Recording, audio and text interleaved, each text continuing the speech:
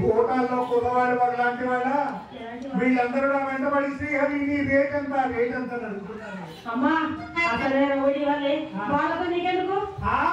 రౌడీలు ఇలాంటి రౌడీలు 100 మందిలో మంచం కోళ్లకు ఎంతసేపు నీ ఆటపాలేనా నా మాట ఏదైనా నా తెలుసా ఆ దరిద్రుడు ముందా కొడుకు భారీ శంకరం గారు వాళ్ళు ఇంతతో ఏం చేయాలకు నీకు ఎన్నిసార్లు చెప్పానమ్మా. అమ్మా అంత సొమ్ము పెట్టిన వాడిని అప్పుడు ఆలపలేక చూస్తున్నానమ్మా. అలా చూస్తే మనకి వ్యాపారం ఎలా జరుగుతుంది? అంత పెట్టాడు ఇంత పెట్టాడు అని చెప్తున్నావు. మన ఇంటికి వచ్చేవాడు మనక పెట్టకపోతే మంచాలను తీసుకుంటారా ఏంటి? సొమ్ము ఆయన అంత డబ్బులు పెట్టాడు ఇంత సొమ్ము పెట్టాడని చెప్తున్నావి. ఏంటి ఎంత సొమ్ము పెట్టాడు ఒకసారి మర్చిపోయినాము. సావధానిస్తావు చెప్పమ్మా. చెప్పమ్మా.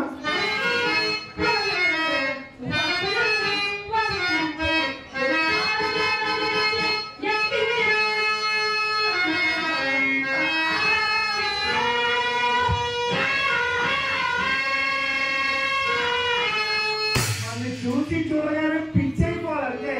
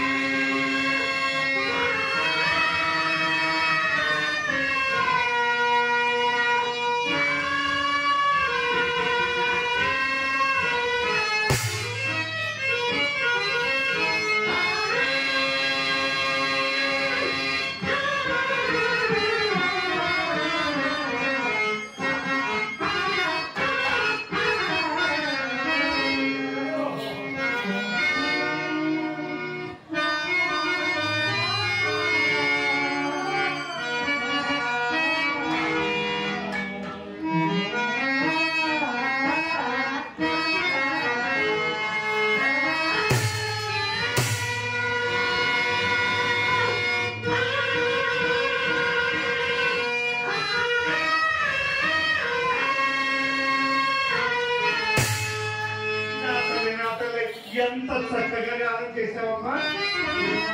నీ శ్రీరంగనీతులే నిన్ను చెరచుతున్నవి.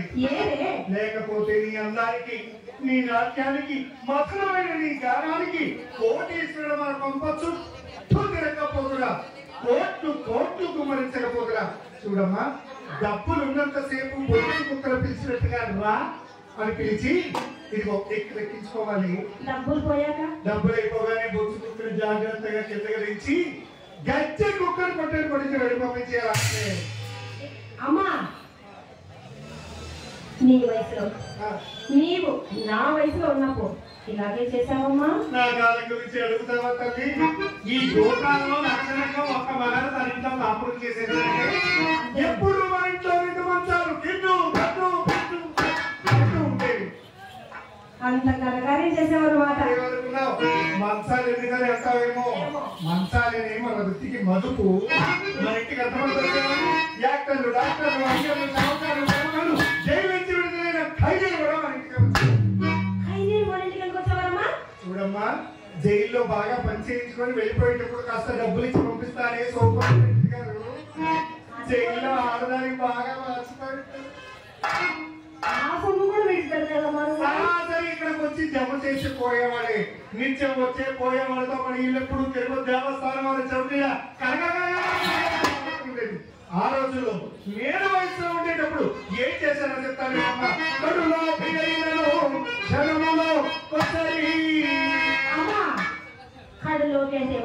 బాగా పిసిరి కొట్టు వాళ్ళమ్మా.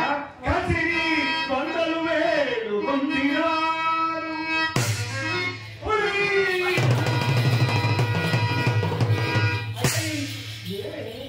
ఏం అలా భయపడుతున్నావు? చూడే, నేను చెప్పేది అడుగుల్లో తిరిగే పుల్లు సింహాల గురించి కాదు. ఈ గోటాల్లో గోటలా ఉండే మహానుభావులు చాలా మంది ఉండేవారు. ఏ అప్పలరాజు గారని మహానుభావుడు అప్పలరాజు గారు సామాన్యంగా ఉండేవాడు కదే. పెద్ద మీసాలు పెంచుకొని, మీసాలకి సంపంగిని రాసుకొని, తెలుగు పంచి సిల్క్ రాసి సిల్క్ సరిగని వాపై వేసుకొని, ముళ్ళు తల చేత పట్టుకొని 10 మంది మాత్రమే వెనకలాగా మహానుభావుడు ఎలా వచ్చేవాడంటే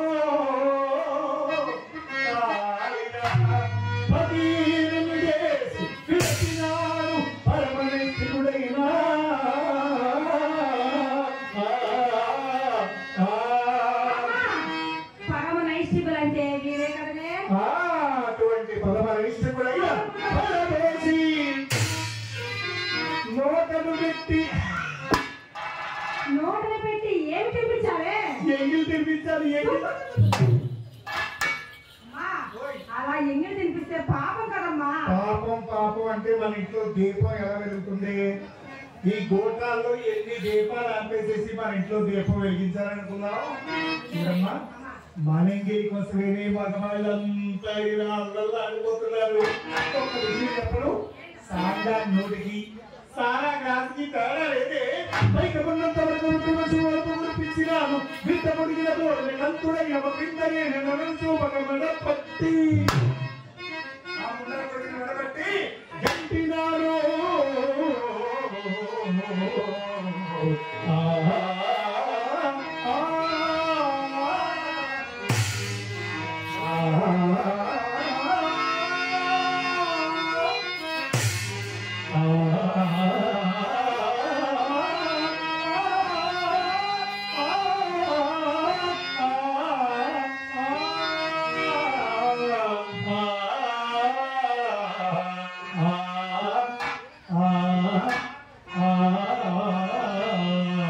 సిరిమల్లె నీవే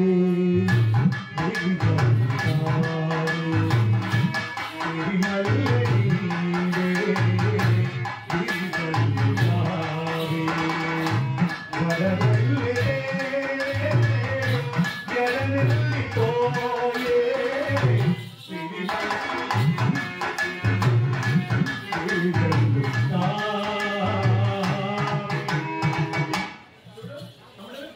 ఈ మైక్ కూడా పెట్టు కొంచెం షాప్ పడుతుంది అమ్మా ఏమా అంత గడించాను వాళ్ళంలో దుప్పని మేడం దుప్పనంటున్నాడే నేను వయసులో వచ్చేసరికి మన ఇంట్లో పూచిక పుల్లైనా లేదు ఆ గడించినంత ఏం చేసావమ్మా అడగని మాటకి అడిగానండి ఏం చేసావంటే నేనేం చెప్పేది ఈ గోటాల్లో మహానుభావులు నా జీవితానికి దాపురు కలిగానే సూర్యచంద్రరావు గారని బాబు సూర్యుడు చంద్రుడు ఒకలాగే ఉండేవాడే ఉదయం రాత్రి అని ఎడతెరపి లేకుండా ఒకటే సరసం ఆయన సరసం అంటే డబ్బు ఇవ్వాలి కానీ మనకు వచ్చేటప్పుడు రెండు చేతులు జోబులో పెట్టేసేవాడే డబ్బులు తీస్తారేమో అనుకునే కానీ ఒత్తి చేతులు తీసేవాడే అంటే ఊర్లో పెద్ద మనుషులు ఎవరో చెప్పారు ఈ అబ్బాయి గారి కాసేపు మందు గారు పట్టిస్తే బోర్డు డబ్బులు ఇస్తారని చెప్పి మందు వేయించని వేయించేటప్పుడు చేతితో పట్టుకొని ఇంత పెద్దలు ఊపుకుంటూ వచ్చారు సారా ఒక్కడే తాగేస్తే గొడవ లేదు నన్ను కూడా తోడు లేకపోతే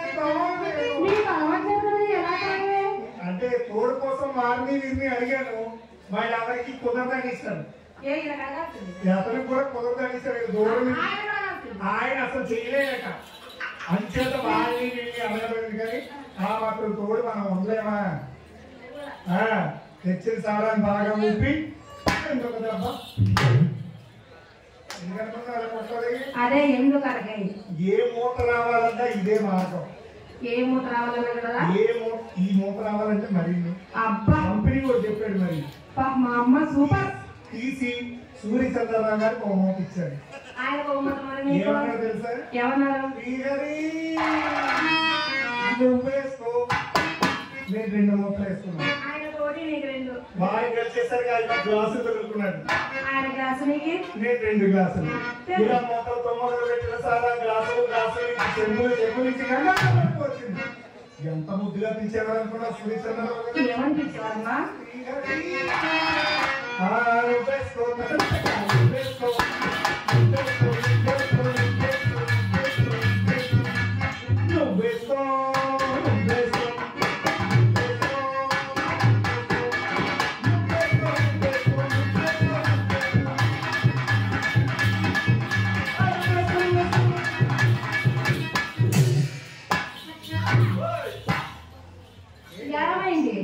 ఆపకూడదే 6 మాసాలు ఎడితే లేకుండా సూర్యచంద్రరావు గారు నేను వేసుకుంటూ ఆ అబ్బాయి మన ఇంటికి రావడం మానేశాడు. అలా ఎందుకు జరిగింది? ఏం జరిగిందో ఏమిటో అబ్బాయి దగ్గర నేర్చుకుని తాగుడు మానలేకపోయాను. సంపాదించినంత సారథిత్రకి సమర్పించారు. అయ్యో అమ్మాయి ఎంత పని చేశాడమ్మా, ఆయన సూర్యచంద్రరావు గారు ఎంత పని చేశారమ్మా. మనము ఎంత గడించినో వృత్తాంతం వచ్చేసరికి మనకు కూడుకు గుడ్డకు లోటమరట కదమ్మా. మీరక్ష పంకజక్ష పూవంత చామంతి రంగరాజు చెప్పుతుంది. దాని ఈర్ష్య దాని ఖాతాలను వచ్చి మన ఇంట్లో పడిపోతున్నాయి. దాని కళ్ళు పేరిపోను, దాని చేతులు ఇరిగిపోను. చూడు పూర్వపు విధులు ఎలా ఉండేవాళ్ళు, వయసులో ఉండేటప్పుడు అన్ని చేసేసేసి వయసు అయిపోయిన తర్వాత కాలు దాపుకొని చక్కగా కూర్చుంటారు. ఎప్పటి కుర్రవాళ్ళ గురించి వేరే చెప్పాలా? చెట్లు ఎక్కిపోతున్నారు, పొట్ట ఎక్కిపోతున్నారు, గట్లు ఎక్కిపోతున్నారే. మరి చిరికి ఆవకాయ పీడిని చిరికినట్లు చిరికి చిరికి చిరికి చివరంతా విడిచిపోలేదు. ఈ దరిద్ర కొట్టుకుంటా కొడుకు ఏమైనా చేయలేదా? భవానీ శంకర గారు ఏమైంది?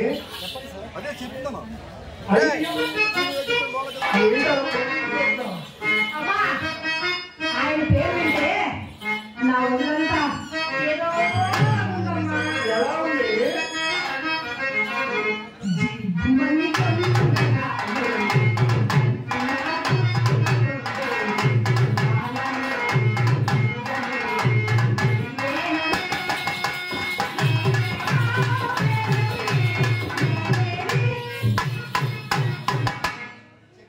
చూడమ్మా, నీకేమో జివ్వు జివ్వు జివ్వు అంటుంది. నాకు వాడి పేరు చూస్తే ఒళ్ళు అమ్మా ఆవిడకి డబ్బు లేని వాడికి సరసాలు ఒకటి. లేదమ్మా, ఈ రోజు ఎవరినో సొమ్ము అడిగారంట, తప్పకుండా ఇస్తానని నాకు నిన్న చేతిలో చెయ్యి వేసి ప్రమాణం చేసి మరీ చెప్పి వెళ్ళారే. పచ్చబొట్టేసి నీకు ఒట్టేసి డబ్బులు ఇచ్చేసింది. చూడమ్మా, నిన్ను బుట్టలో వేయటకు పడుతున్న పన్నాడు వాళ్ళ దగ్గర ఏం లేదే. ఒక పాత సైకిల్, ఒక డొక్కు పంపు. పాత సైకిల్ డొక్కు పంపుతో మనం ఏం చేస్తామమ్మా? మనం ఏం చేస్తామమ్మా, పంపు తీసుకొస్తాడు. ఎందుకమ్మా? మంచి గాలి ఒక పంపది, డబ్బులు ఇస్తాను, రేపిస్తాను, అలా ఆయన తెలుసు, ఇల్లు ఏం తెలుసు అని చెప్తాడు. గాలి కొట్టున్నాడే, గాలి జనడం తిరిగి చేతులు కట్టుకున్నాడు. చాలా ఒక్క మగాడితో ఇన్నాళ్ళు సరసపెట్టి నీకు చేత కాకపోతే నాకు విడిచిపెట్టి నా వైద్యుడు బీపీ నీకంత ఆవేశం వద్దమ్మా. ఆయన వస్తే నేనే చెప్తానేమ్మా. డబ్బులు తీసుకొస్తాను రాని, లేదంటే పోయి. ఇలాగే చెప్పాలి కదా. చూడమ్మా, ఏమండి, డబ్బులుంటే మీ ఇంటికి పోయి, డబ్బులు ఉంటే మీ ఇంటికి పోయి, డబ్బులు లేకపోతే మా ఇంటికి రండి. మార్చ్, కొంచెం మార్చు. చూడే, డబ్బులు ఉంటేనే రాని, లేదంటే పోయి. డబ్బులు నీళ్ళు గోదావరిలో నీళ్లు తీసుకొచ్చి ఆ మొక్కలకు పోయారు. అదే పని ఉంది. నేను ఇలా వెళ్ళగానే వాళ్ళు ఎలా వచ్చారనుకో నీకు చెప్పడానికి బాగానే ఉంటావు. నీ కళ్ళు మంచిది కదా.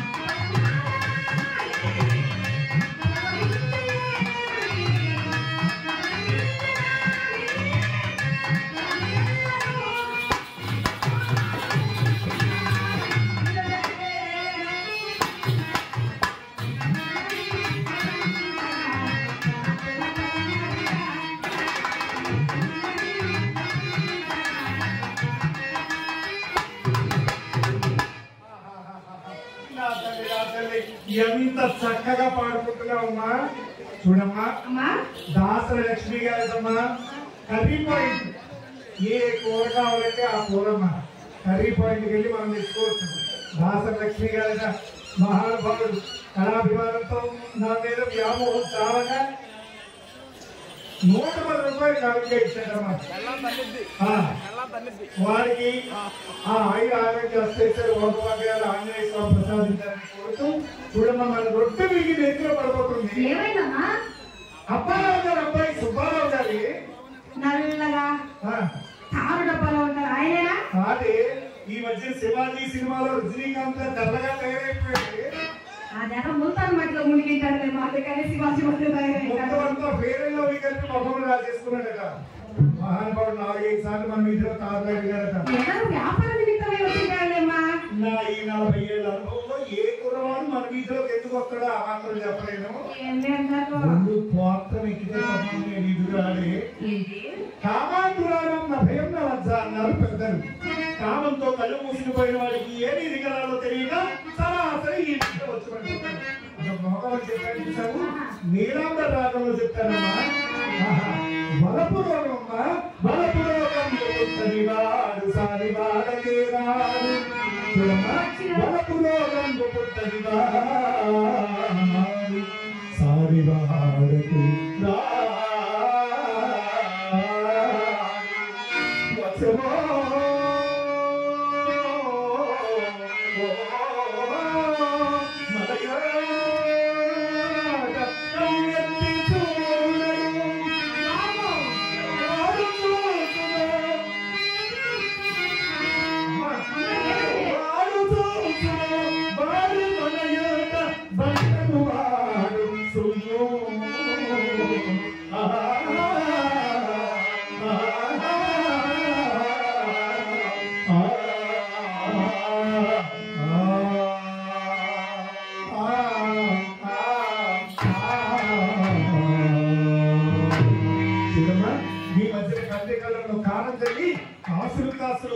కాసులు తీసుకెళ్లి ఆ ముండ రంగనాయకి దిగబోతున్నాడు.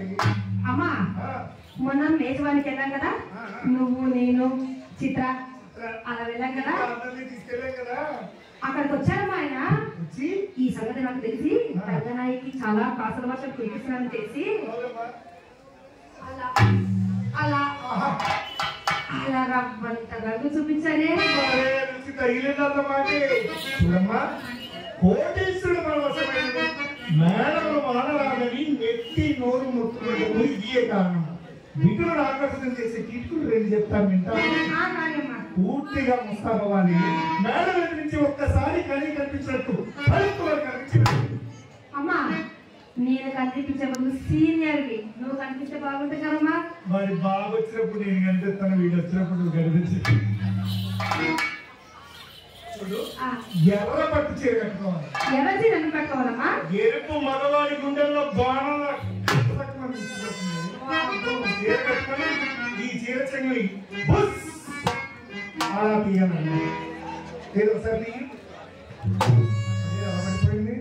అయ్యో అమ్మా నీకెంత సీనియర్ నాకు రాలేదమ్మా, పడిపోతానే.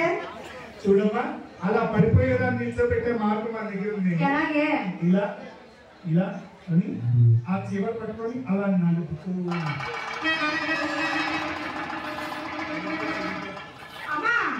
అలా నడిపి చిరిగిపోతేమో. అది చూసేవాడికి తిరిగి 150 నా చేతిలో పడిగాడు. అలా నడుపుతూ కాలు ఇలా ఇలా కాలు ఎందుకు రాయాలి? దీని అర్థం ఏంటంటే మేము ఖాళీగా ఉన్నామని చెప్పాలన్నమాట. ఎవరైనా అసలైన కుర్రవాడు కనిపించాడనుకో కాలు ఆయన ఆపేసి తక్కుచూ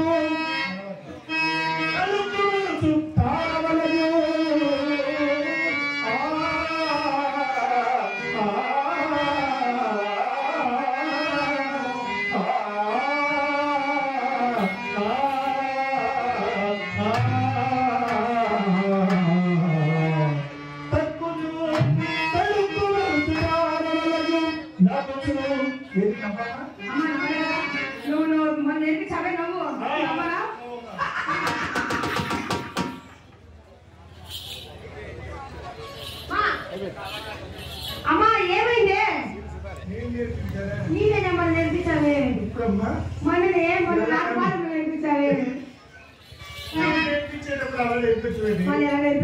ఇలా నవ్వితే ఈ పిల్ల పిచ్చుందని రావాల్సిన వాడు రావడం. ముందు బాగా చూడు ఎలా తలపాలి. ముందు ఏంటి చూడు ఏంటంటే అలా పెట్టాలండి అలా తడిపి మీద పిల్లలు కింద పిల్లలు నొక్కి ఇలా నడుచు వసూపులు ఎడగనాటవలయో దగ్గి నువ్వు మళ్ళా తిట్టకూడదు తిట్టావు కదా నాకేం డబ్బులు ఇస్తావు ఇచ్చేదానికి తిట్టావు కదా నువ్వే తిరిగి డబ్బులు ఇస్తాను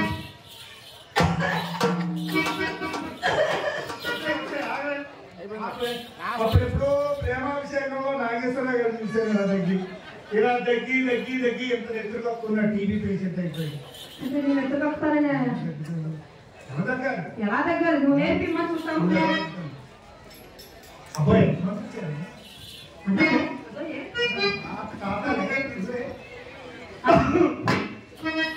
బాబు ఏంటి మీరు ఆంజనేయ స్వామి గుడికి వచ్చారా లేదంటే నా అవసరం కోసం వచ్చారా అని అడగదు అన్నమాట అప్పుడు వాళ్ళకి ఇలా ఇలా నేను మీకోసం వచ్చాను ఎంతమంది ఉన్నారు ఎలా రావాలో కూర్చుని పోయాలని చెప్తున్నాడు అంటే ఈ దగ్గర అర్థం ఉందా మంచి సమాధానం చెప్పాలి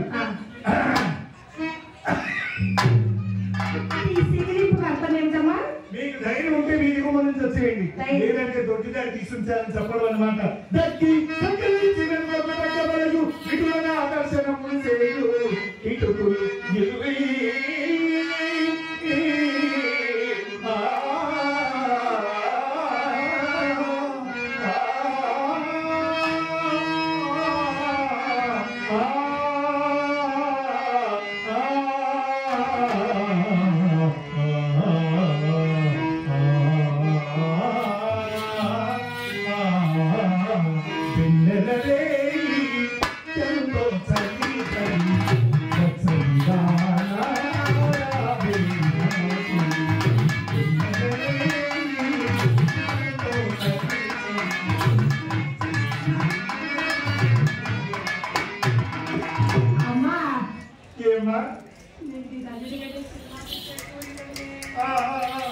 చూడమ్మా రోజు పారాయణ చేయడానికి దేవుని హనుమాన్ చాలీసా ఏమిటి 4 విషయాలు నీకు చెప్తే అవును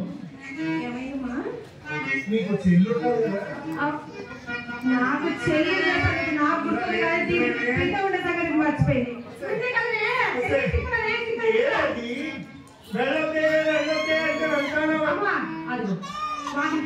దానికి ఏకం చూస్తే నాకు భయమే ఎక్కడ ఎవరు ఏం చేశాడో నాకు భయం